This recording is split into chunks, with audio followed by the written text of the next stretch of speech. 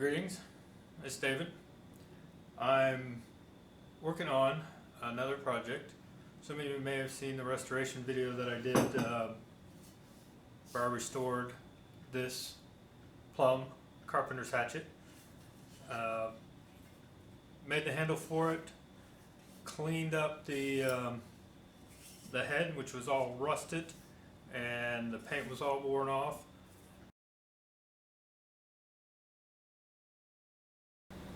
And I cut the handle out of a hickory branch, about a 4-inch branch, and I trimmed it down. That's why it's kind of got this interesting shape.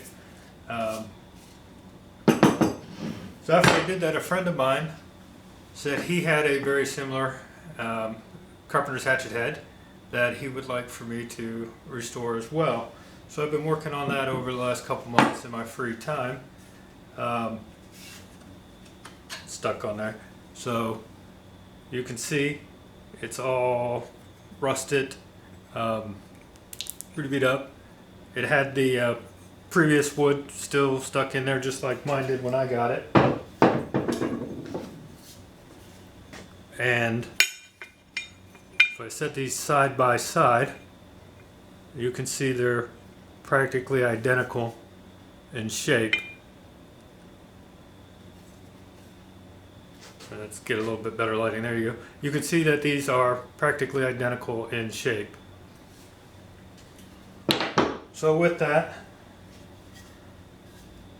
throughout the rest of the video, you'll be seeing various stages where I start with a log, cut it down into a chunk that looks like this. This is from that same log. This is the piece that I did not use. I'll probably make another handle out of that for something. But I've got the shape cut out. I've been working on filing and sanding. Right now I'm working on the head of the piece. And you can see I've already started shaping the head to fit into the slot. And I've already roughed out a little bit of the curvature. One of the lessons that I learned when doing mine is that the forging of these axe heads were not machine forged, or if they were, there's a pretty slight variance in them. So when I did mine, I just laid the axe head on the head like that, and I traced out the curve, and that was the curve that I used to fit it on there. What I realized in doing mine, and again in doing this one, is that this edge and this edge are not the same. So to try to make it fit a little bit cleaner on the one that I'm doing, I just used a piece of cardboard. I laid it on there, and I got a template for the correct side. So when I laid it on the wood, I would have a smoother, more precise fit. So that's where I'm at now. I'm going to get to finishing shaping the head. I'll give you an idea where we're at. That's as far as the head goes down on there right now, because I still need to thin out both sides of this to get it all the way down there, and then chisel out the curve.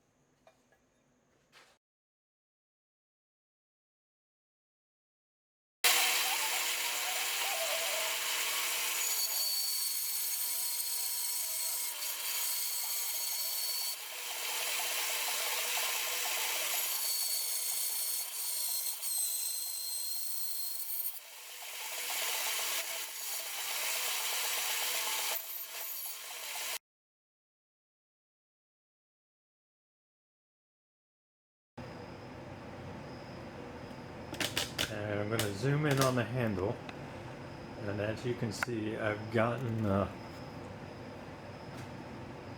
it cut out. I've gotten the shape started, and it might be hard to see, but I'm going to zoom all the way in. Let me adjust. Maybe you can see the edge is still fairly square.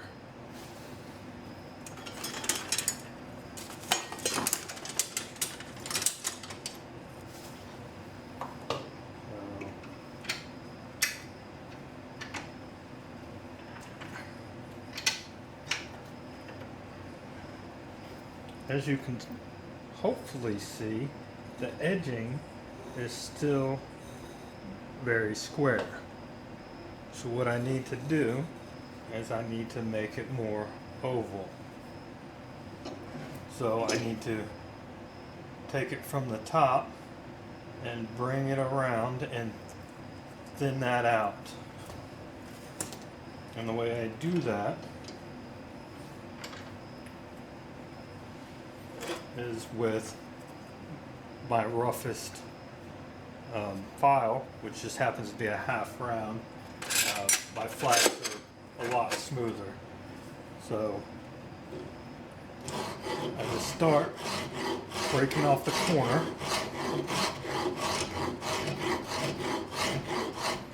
And since I'm making the oval, I want bring it back around. Since I want the oval, think of it as a angle cutting through here. I don't want a 45-degree angle. I want it more like this. So that's how I hold it. Start shaping it down.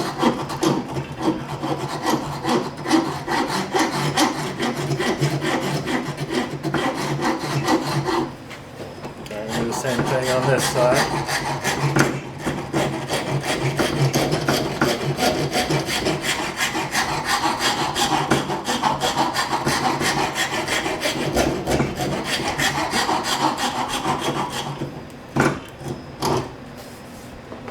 So, and anytime, oh, okay.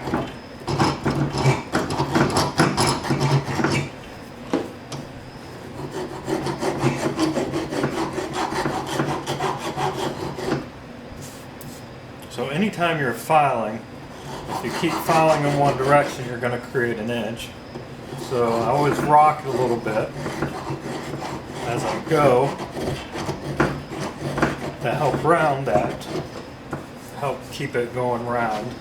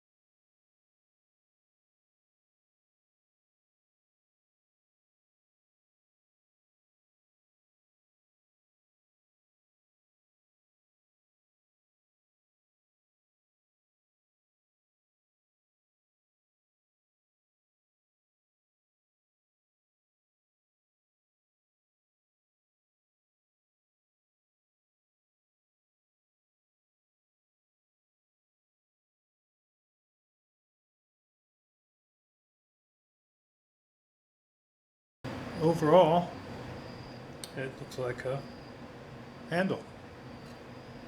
So the next step is going to be cutting out the head and thinning it all down there so it'll fit in the socket head properly. And then once that's done, I'll go back and start working with the sandpaper to take out all the roughness and smooth everything down and correct a few nicks and stuff.